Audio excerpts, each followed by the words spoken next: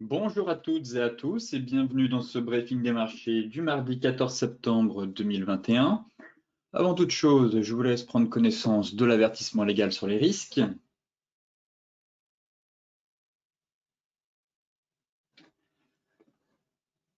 Alors, au sommaire de cette émission, nous avons en ligne de mire l'inflation américaine cet après-midi, mais aussi la Chine qui suscite des inquiétudes de la part des investisseurs. Mais avant ça, Wall Street a terminé un peu en ordre dispersé après s'être efforcé à effacer une partie des pertes accumulées la semaine dernière. Les investisseurs ont par ailleurs favorisé, on va dire, les valeurs aux meilleures perspectives de croissance, anticipant justement des hausses de taxes et une nouvelle accélération de l'inflation. En outre, ils ne perdent pas non plus de vue l'adoption probable du budget présenté par la présidence Biden et redoutent que son montant colossal de 3 500 milliards de dollars se traduise justement par une hausse, comme évoqué hier, de l'impôt sur les sociétés, qui passerait donc de 21% à 26,5%, comme l'avait annoncé Joe Biden lors de sa candidature aux élections. Cet après-midi, donc, les chiffres mensuels des prix à la consommation sont attendus. Cela pourrait raviver encore une fois les doutes sur l'attitude de la Fed à 8 jours de ses décisions de politique monétaire, le 21 et 22 septembre. De ce fait, ce matin, les bourses européennes évoluent dans le rouge, sont assez prudentes en début de séance dans l'attente des chiffres mensuels des prix à la consommation aux États-Unis pour le mois d'août, alors que aussi les dernières nouvelles en provenance de Chine suscitent un regain d'inquiétude. Les investisseurs s'inquiètent de la recrudescence des cas de Covid dans la région de Fujian, dans le sud-est de la Chine, et surtout comme vous le savez, des risques d'instabilité financière liés au groupe immobilier Evergrande, qui a cette fois émis un nouvel avertissement sur le risque de défaut sur une partie de ses engagements. Résultat, le titre a quand même plongé de quasiment 12%. Donc, certains estiment qu'on pourrait avoir, ça pourrait engendrer en tout cas un choc assez violent si la Chine ne venait pas à la rescousse du groupe immobilier Evergrande. Comme je vous le disais, le catalyseur pour moi de la semaine, c'est l'inflation aux États-Unis qui devrait, selon le consensus, avoir légèrement ralenti en août.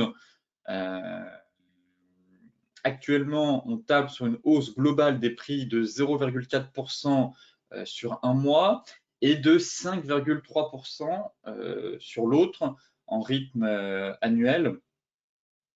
L'indice plutôt core SCPI devrait revenir, autant pour moi, à 4,2% en rythme annuel, ce qui devrait indiquer une légère baisse de l'inflation. Toutefois, je vous montrerai dans la partie macro qu'actuellement, l'inflation, c'est l'un des facteurs qui inquiète le plus les investisseurs et les opérateurs. De ce fait, les statistiques seront évidemment analysées dans la perspective de la réunion du FOMC de la Réserve fédérale lors du 21 et 22 septembre avec l'éventuelle réduction des achats d'obligations de la Banque centrale. Donc voilà un peu ce que vont scruter les marchés entre aujourd'hui et la semaine prochaine. Les chiffres clés de l'inflation qui actuellement, on a une hausse, une inflation aux États-Unis qui est à 5,4%. Donc on devrait avoir un léger recul à 5,3%.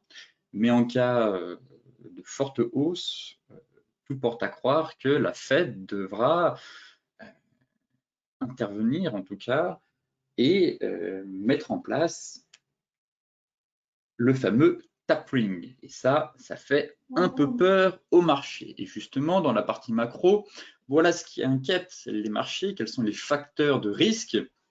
Donc ici, c'était un sondage réalisé par BofA auprès des institutionnels, des investisseurs. Donc en bleu foncé, les mises à jour en septembre, là c'était au mois d'août. L'inflation est toujours le sujet qui préoccupe le plus les investisseurs. Donc là, l'inflation gagne du terrain et ensuite, forcément, l'inflation va de pair avec le tapering, la réduction des achats d'obligations sur les marchés financiers. Forcément, l'un va avec l'autre. Ensuite, nous avons le Covid, mais les campagnes, vous voyez que ça a reculé quand même, notamment grâce aux campagnes de vaccination un peu partout dans le monde. Effectivement, le marché estime que le Covid est derrière lui, sauf si demain on découvre une nouvelle souche encore plus dangereuse, j'ai envie de dire, et plus contagieuse surtout que le variant Delta. Ensuite, ce serait une bulle au niveau des classes d'actifs. Effectivement, on peut aussi se poser la question si les injections de liquidités ne pourraient pas créer une bulle financière sur les actifs. Ça, seul le temps nous le dira. Les marchés peuvent très bien continuer à monter encore pendant 3, 4, 5, 6 mois, voire même un an, puis au bout d'un moment, finir par éclater. Mais c'est lorsque la bulle éclate qu'on sait d'où vient la cause, j'ai envie de dire. Donc on verra si effectivement il y a quand même un risque, bien entendu. En tout cas, les banques centrales pensent avoir trouvé la recette magique, la potion magique justement pour sauver l'économie. Mais derrière, bon, on n'exclut pas aussi un risque de bulle sur les classes d'actifs. Et ensuite vient le risque géopolitique et la politique de la Chine, notamment sur ces grosses tech. Là, ce matin, on voit aussi qu'on a eu de nouvelles annonces concernant les valeurs du luxe. Donc, le CAC 40 sous-performe, enfin, il est bien dans le rouge, on va dire, ce matin, notamment grâce à cause des annonces de la Chine, qui est venue plomber les grosses valeurs du luxe, Kering, Hermès, je pense à Christian Dior, mais il n'est pas dans le CAC 40, L'Oréal. Forcément, aux États-Unis, ils ont les techs qui tirent leur indice et nous, en France, nous avons les valeurs du luxe. Donc forcément, quand les valeurs du luxe perdent 2 à 3%, le CAC, derrière, est fortement impacté. Donc voilà la liste un peu des éléments des facteurs de risque selon les investisseurs. De ce fait, vous vous doutez bien que l'inflation cet après-midi sera scrutée de la part des investisseurs et des opérateurs pour justement tenter d'avoir un peu plus de visibilité sur la politique monétaire de la Fed et tenter un peu d'anticiper les annonces qu'elle va faire lors de sa réunion du 21 et 22 septembre. Encore une fois, toujours l'inflation, mais cette fois-ci en Europe. La Banque centrale, comme annoncé la semaine dernière, ne voit pas actuellement de risque lié à la hausse rapide des prix à la consommation, mais elle surveille quand même attentivement la situation et agira de manière décisive si les augmentations deviennent durables. Donc là, on a eu des déclarations de plusieurs responsables de la zone euro. On a eu Madame Schnabel, responsable allemande des marchés, qui indique que la perspective d'une inflation excessive existante, comme certains le craignent, reste très improbable. Elle aussi se rallie au discours de Jérôme Powell et à celui de Christine Lagarde sur une inflation transitoire. En tout cas, l'inflation est là. Mais elle a aussi déclaré que si l'inflation devait atteindre l'objectif de 2%, de manière inattendue, ils agiraient en conséquence et assez rapidement. Néanmoins, ici, on a un graphique de plusieurs économistes, selon un sondage effectué auprès des économistes entre le 3 et le 8 septembre. Et les économistes, eux, prévoient quand même un pic d'inflation, de l'inflation dans la zone euro au 4e trimestre. Vous voyez, la perspective, les objectifs, l'inflation de la BCE, c'est d'atteindre un objectif de 2%. Donc, effectivement, à partir de 2022, comme le prévoit la BCE, l'inflation devrait retomber, mais on pourrait quand même assister à un pic au 4e trimestre. Et là, très clairement, en tête du peloton, nous avons l'Allemagne, étant donné que la BCE surveille de près les facteurs susceptibles d'entraîner l'ancrage des hausses de prix, notamment avec les goulets, j'ai envie de dire, d'étranglement de l'offre à long terme et les changements structurels de l'économie. Et justement, les prix à la consommation allemands, eux, ont augmenté justement de 3,4% en août, soit la plus forte hausse depuis 2008, sous l'effet de facteurs particuliers tels que l'annulation d'une réduction de la taxe sur les ventes et la hausse des coûts de l'énergie. Justement, la Bundesbank a déclaré que l'inflation pourrait même atteindre 5% plus tard cette année, avant justement de ralentir en 2022.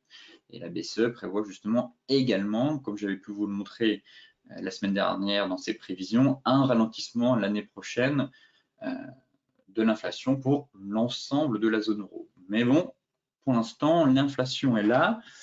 Et effectivement, ça pourrait, même si elle était amenée qu'à durer de façon transitoire, amener un peu de crainte sur les marchés et peut-être une correction derrière si elle augmente peut-être un peu trop rapidement. Donc cet après-midi, bien évidemment, le chiffre de l'inflation US va nous donner pas mal de visibilité, mais il faudra aussi surveiller en Europe dans les semaines à venir, étant donné qu'on pourrait avoir un pic d'inflation en fin d'année. Donc, très important de garder un peu ces prévisions d'inflation pour la fin d'année et voir si d'ici là, l'inflation atteint les objectifs, les perspectives de la Bundesbank, ou au contraire, on atteint un niveau bien en dessous et dans ce cas-là, effectivement, l'inflation pourrait derrière retomber à partir de 2022.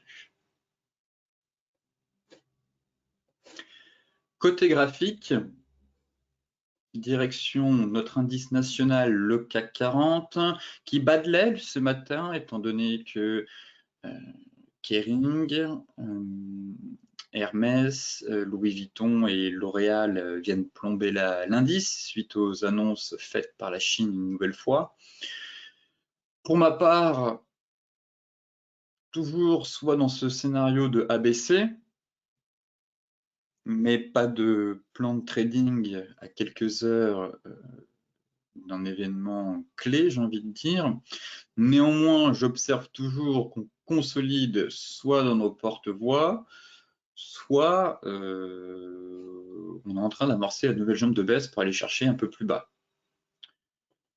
On a toujours ce fameux drapeau, effectivement, qui a parfaitement fonctionné. On est venu 2 fois faire un pullback. Pour l'instant, ça ne tient pas. Et en parallèle, on est toujours aussi dans le fameux porte-voix, l'élargissement descendant en données horaires. Bon, on est encore venu buter.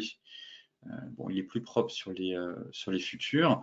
Mais vous voyez qu'une nouvelle fois, on a été maintenu en échec sur, hier je vous disais qu'on était justement à la croisée des chemins. Si on réintégrait notre drapeau, eh bien je pense, je vous disais qu'on avait sûrement un flux acheteur qui allait se déclencher.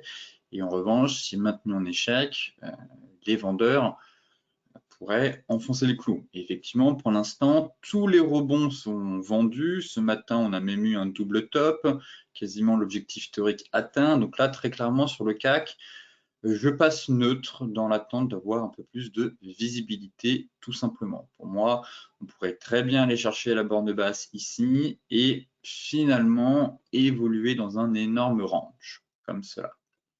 Donc là, effectuer des ventes ici, pourquoi pas. Celles et ceux qui ont réussi à se positionner ici, eh bien très bien, vous mettez un stop à break-even maintenant. Et j'ai envie de dire, advienne que pourra si le marché doit aller un peu plus bas. Mais se positionner à l'achat ou à la vente ici, ce n'est pas très judicieux, je pense, étant donné qu'on n'est absolument pas dans un niveau clé d'intervention. Non, moi, ce qui va m'intéresser à moyen long terme, ça va être un peu la sortie de cette figure. Effectivement, si on est amené à casser les plus bas, on sera vraiment dans une correction d'ABC et je pense que là, on pourrait de nouveau vendre l'indice pour aller chercher la jambe de baisse finale aux alentours des 6450 points. Voilà le plan pour moi sur le CAC. Si on regarde les futurs,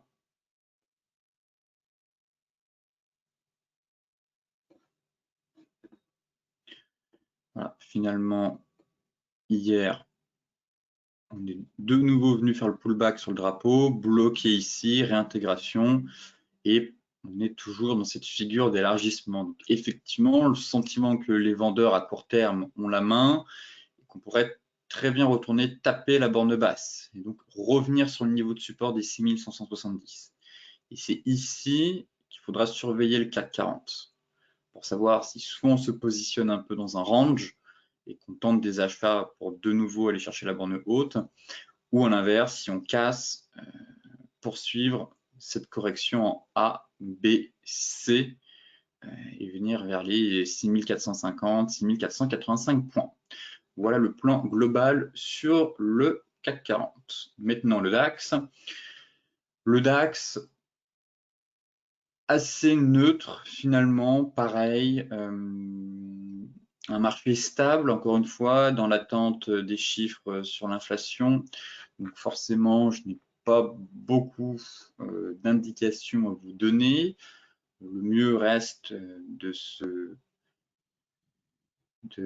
surveiller les niveaux grâce un peu à ce canal haussier ici, avec des achats, si possible, le plus proche possible de la borne basse, vente, encore une fois, vers la borne, l'oblique haute du canal mensuel, mais en tout cas, on n'est même pas parvenu finalement à combler le gap ici, et là je trouve qu'on se situe au milieu de nulle part, et je préfère rester à l'écart pour l'instant sur le DAX. Plutôt neutre, on a chuté, on a remonté, on a fait les 50%. Je suis pas convaincu des bougies à la hausse. Finalement, le marché a même pas réussi à combler son gap. On avait potentiellement une cassure Tenkan Kijun. On a un beau niveau ici à passer, donc je me montre prudent. Je ne serais pas étonné que les vendeurs tentent de nouveau un repli en tout cas. Mais je trouve qu'on n'est pas sur un niveau très intéressant. Pour moi, les 15 100 vont m'intéresser. Et à court terme,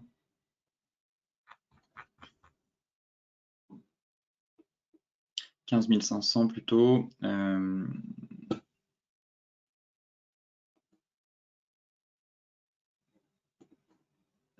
Bon, potentiellement un canal aussi en formation. Mais je reste à l'écart sur le DAX. Voilà, tout simplement. Je trouve qu'on n'a pas assez d'indications à venir. Je n'ai pas de boule de cristal concernant l'inflation non plus. Donc, je ne sais pas comment les opérateurs vont réagir cet après-midi. On peut très bien prendre 1%, comment perdre 2%. On fera le point justement demain, lorsque la poussière sera retombée. Mais très clairement, plutôt neutre. Et le sentiment quand même que le flux vendeur pourrait quand même s'installer. On a un gros niveau à passer ici et que tant qu'on bulle sous MM50 Kijun Tenkan, j'ai du mal à passer acheteur sur le DAX. Le Dow Jones, finalement, sentiment de bull trap, de bear trap, pardon. On a réintégré notre résistance qui maintenant fait office de support. Bon, alors est-ce que ça reste toujours un rebond technique ou cet après-midi, ça va être poursuite du flux baissier? Même constat sur le Dow Jones pour l'instant, tant que j'ai pas les données sur l'inflation, je préfère rester à l'écart et être observateur plutôt que trader. Mais pour l'instant, on est de nouveau en train de réintégrer la zone, ça tient. J'hésite à caler un canal bientôt. J'attends de voir cet après-midi comment ça va réagir. Et je me demande si finalement on n'est pas dans un canal baissier de consolidation, un peu larvé. Mais bon, j'ai besoin d'avoir un peu plus, d'avoir une évolution un peu des prix à venir pour savoir un peu si on est dans un canal ou finalement c'est un beau bear trap encore une fois et qu'on réintègre ce canal. Bref, pour l'instant, pas beaucoup de visibilité sur le Dow Jones. Encore une fois, je vais travailler les zones, regarder les zones clés. Voyons voir les futurs. Peut-être qu'on a un peu plus d'indications sur les futurs. Je trouve les zones un peu plus propres.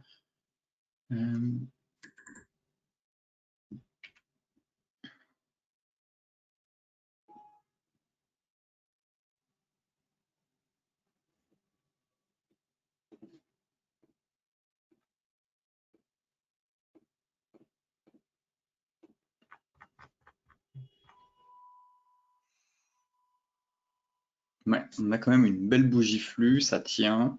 Bon,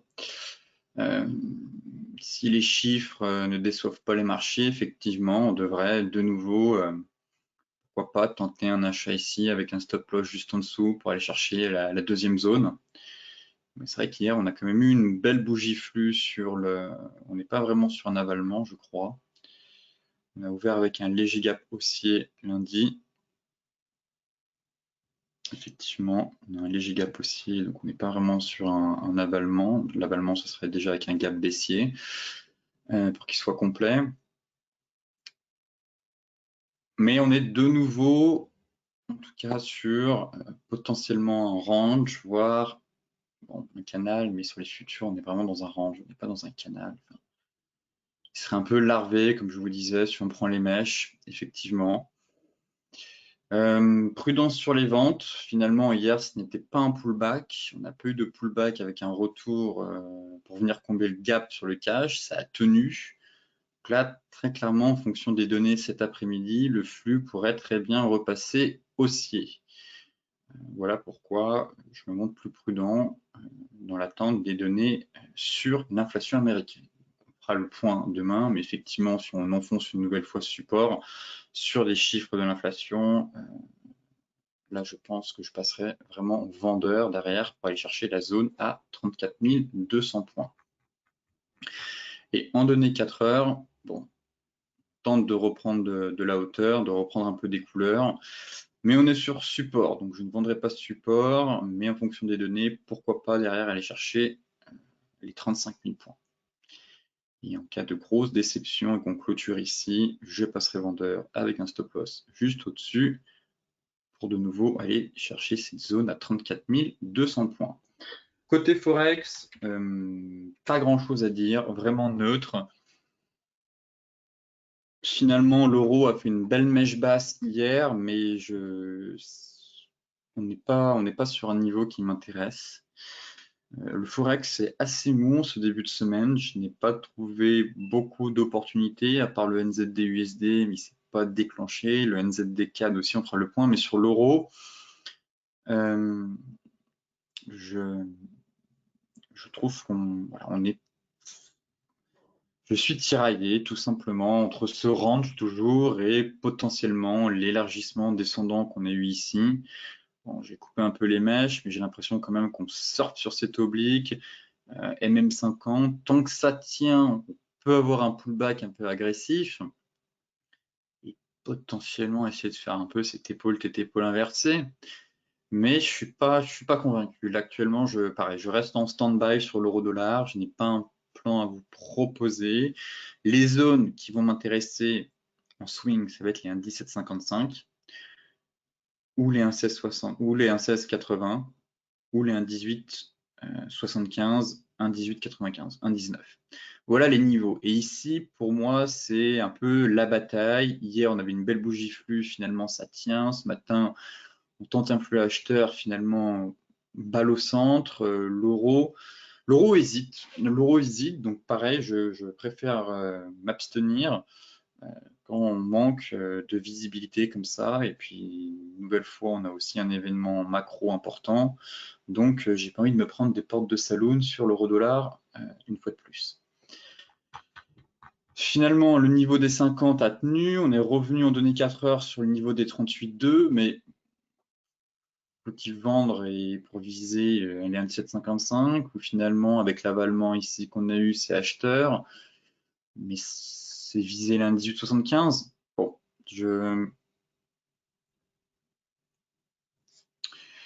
c'est un peu flou pour moi l'euro-dollar. Et on peut très bien partir dans un sens comme dans l'autre cet après-midi. Donc, éviter d'être trop exposé au pair, au dollar en tout cas, car on devrait avoir pas mal de volatilité. Pour ma part, l'euro, pour moi, on est dans une zone un peu de neutralité ici, entre 1,1730 et 1,1826. C'est une zone qui correspond pas à grand-chose, à part une bataille entre acheteurs et vendeurs. Mais je vais surveiller, voilà, j'attendrai d'intervenir sur les niveaux qui vont m'intéresser, soit les 1,1755, soit un peu plus bas, ou effectivement, soit si on retourne sur la borne hausse. Mais entre-temps, pour moi, voilà, on est dans une zone, on est dans une bataille entre acheteurs et vendeurs, donc je reste à l'écart. NZD-USD, pareil, j'attends le signal toujours. Comme évoqué hier, on est sur un niveau clé.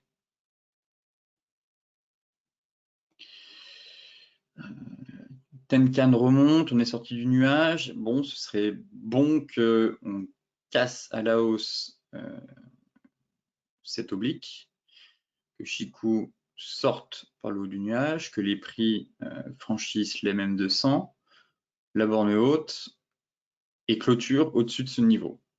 Là, ce serait de bon augure pour la suite, pour prolonger ce rallye, aller chercher un peu plus haut. Donc, j'attends encore le signal. Pour moi, on est potentiellement dans un triangle de consolidation. Ici, l'oblique basse tient pour l'instant. Effectivement, si on va chercher l'oblique haute, on aura un beau triangle, voire un fanion, donc un stop loss juste en dessous pour aller chercher en TP1 les 0,73 me semble tout à fait envisageable. Et à l'inverse, effectivement, si on mesure les mèches, le delta n'est pas non plus énorme, mais ça pourrait aussi former un double top. Donc pour moi, si on enfonce ce support, je passerai vendeur avec un essoufflement de la jambe de hausse, de la récente embellie, on va dire. Et donc, potentiellement, un retour sur un niveau de support, juste ici. Voilà le plan sur le NZD-USD.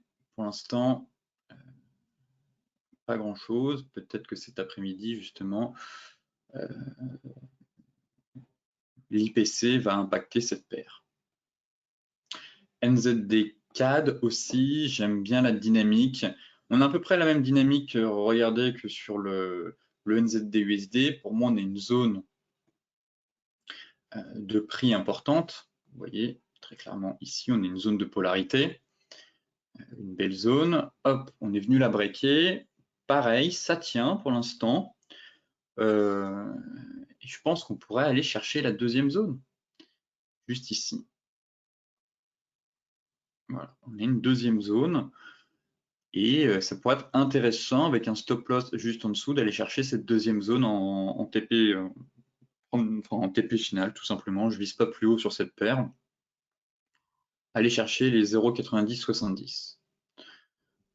Et là, pareil, je trouvais qu'on avait un peu le même scénario que sur le NZD-USD. Vous voyez qu'on est un peu dans un fanion. Donc là, j'ai relié ce point-là en espérant que ce soit le point bas.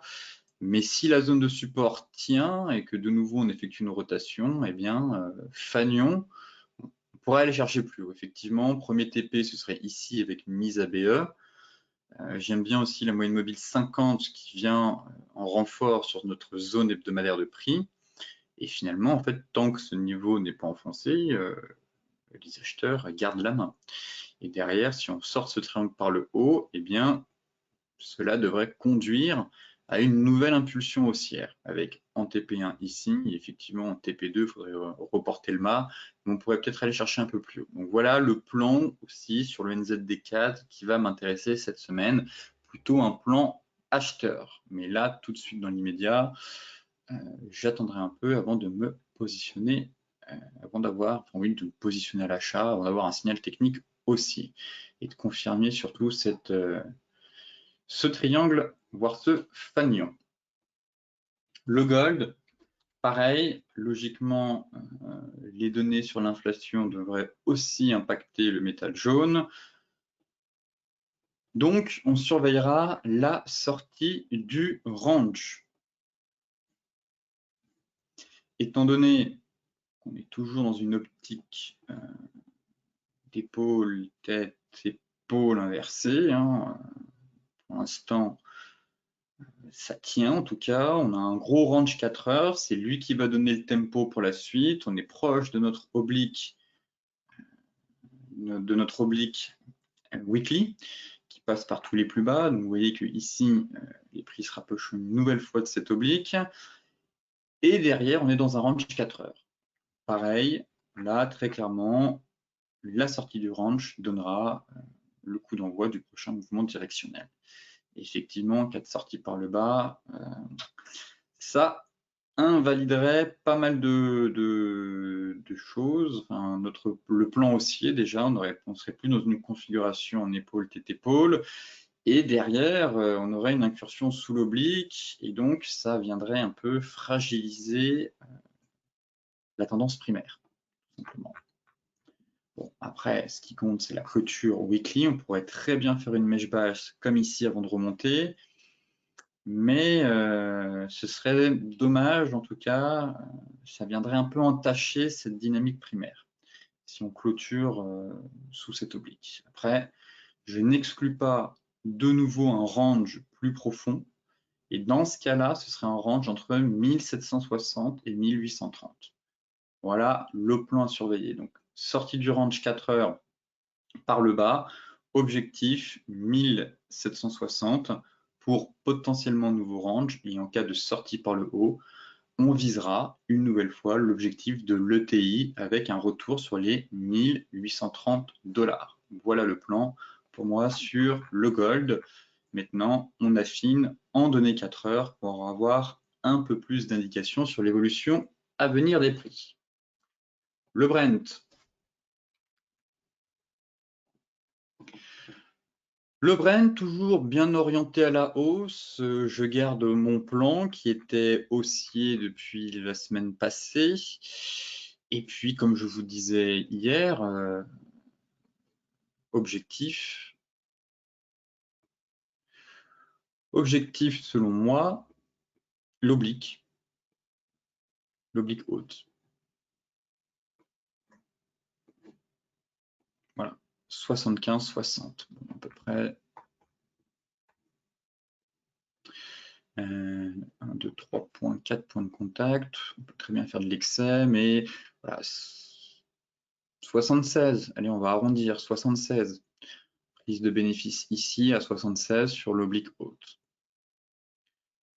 Le setup semble être validé, la cassure Tenkan Kijun. C'est haussier. Pour l'instant, on a eu la sortie de range. Bon, on en reste bien orienté à la hausse en tout cas. Donc je reste haussier tout simplement. Je vise cet objectif en TP1. Possibilité de remonter son stop, prendre des bénéfices. Et puis TP2 derrière, ce serait les 80 $, très clairement. Si je reporte l'objectif théorique de ce canal,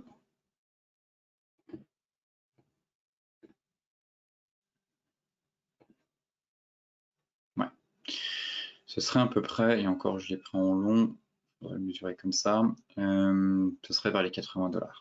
Donc TP1, il n'a pas changé. L'oblique, mettez vos données hebdomadaires pour voir où tombe votre oblique. Et TP2, 80 $. Pour l'instant, on a quasiment atteint l'objectif théorique du sortie de range. Bon, ça, c'est un TP intermédiaire, on va dire. La sortie de range par le haut, effectivement, on a un TP intermédiaire. Pour moi, le gros niveau, c'est l'oblique. Et si on break par le haut, nouveau record annuel en direction des 80 $. Et en données 4 heures, bon, rien à signaler pour l'instant. Je vais juste faire le nettoyage. Tac, tac.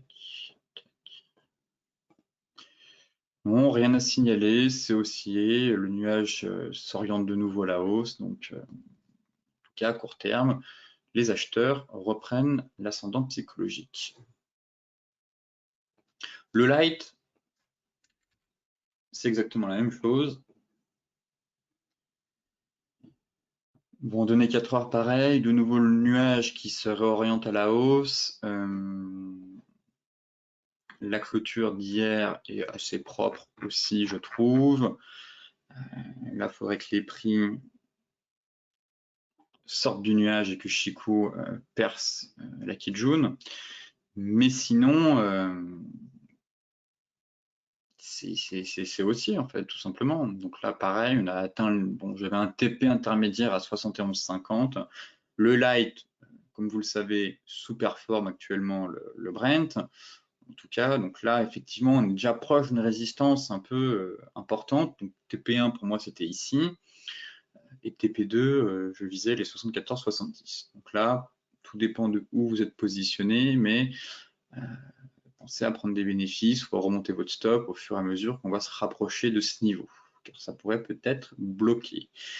Mais sinon, dans l'idée, je garde mon plan tout simplement haussier sur le pétrole. Light comme WTI.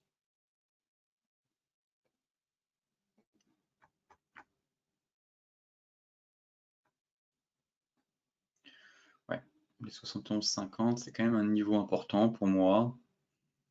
Et après, ce serait les 74,70, le TP2.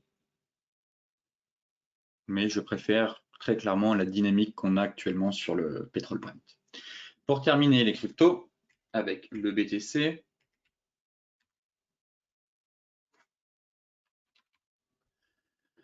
le BTC qui reprend un peu des couleurs malgré la fake news qu'on a eue avec Litecoin et le partenariat avec Walmart, comme quoi certains sont vraiment peu scrupuleux, même dans le milieu des crypto-monnaies, pour faire de l'argent facilement, en faisant circuler des fausses rumeurs et en alimentant la désinformation.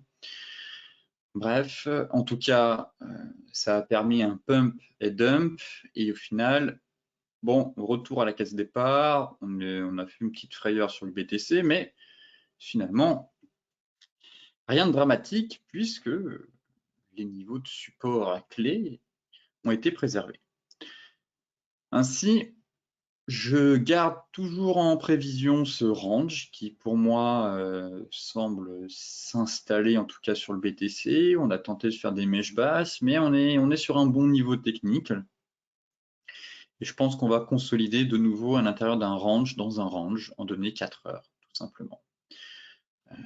Peut-être que certains ont réussi à se positionner. C'est vrai qu'hier, c'était pas évident avec l'annonce. Ça part à la hausse, à la baisse, puis on revient à la case départ. On avait eu un peu le mouvement du yo-yo. Effectivement, pas simple d'avoir des vrais signaux. Vous voyez la bougie ici, un véritable doji. Mais je considère qu'on est dans un range en données 4 heures, encore une fois, à l'intérieur du range daily. Et ici, ce qui va m'intéresser sur le BTC, ce sera donc la cassure des 47 000. Voilà ce que je vais surveiller.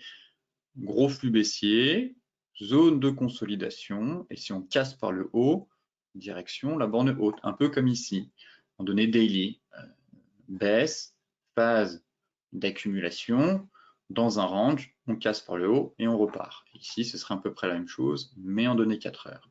On est de nouveau sur un gros niveau clé, comme c'était le cas ici sur le niveau des 30K.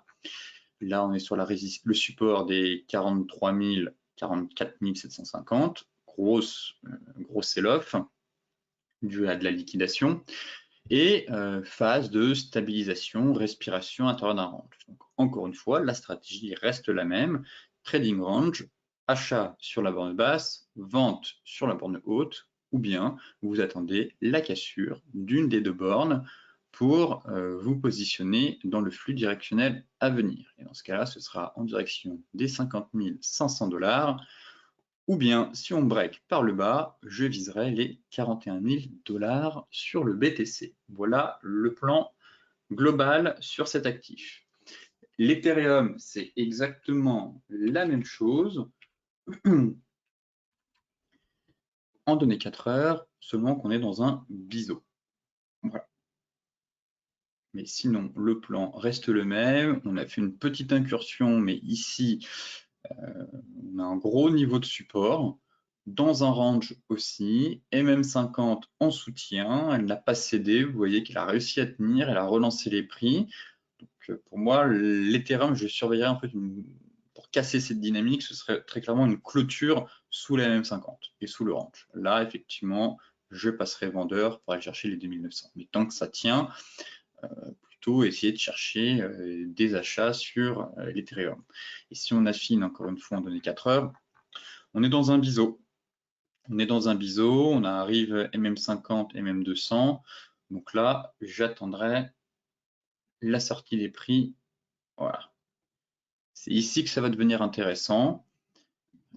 Effectivement, j'ai un peu raboté les mèches ici pour tracer ce biseau. C'est vrai qu'on a tellement de volatilité que pas simple, mais plutôt un biseau descendant qu'un range, je trouve, sur cette paire. Vous voyez qu'on n'a pas des rotations à chaque fois très hautes qui reviennent au niveau des anciens tops. Donc plutôt un biseau descendant, en tout cas une phase de consolidation. Et je surveille la bataille des acheteurs et des vendeurs sur la zone 3360, 3450. Et effectivement, sur une grosse bougie flux qui vient breaker MM200, oblique baissière de borne haute du biseau et en parallèle, la MM50 devrait retomber et aussi la MM50, eh bien, pour moi, on aura potentiellement un signal d'achat sur l'Ethereum pour de nouveau retourner sur la résistance des 3700 $. Voilà mon plan sur l'Ethereum qui est à peu près le même que sur le BTC, mais plutôt chercher des achats tant que notre zone de support weekly couplée à la MM50 eh bien, ne cède pas sous la pression vendeuse. Écoutez, sur ce briefing des marchés touche à sa fin. Je vous souhaite une excellente journée, de très bons trades. Soyez prudents cet après-midi avec l'inflation américaine. Ne soyez pas trop exposés sur les indices ou les paires en dollars. Et je vous donne donc rendez-vous demain pour faire de nouveau un point complet sur la planète finance.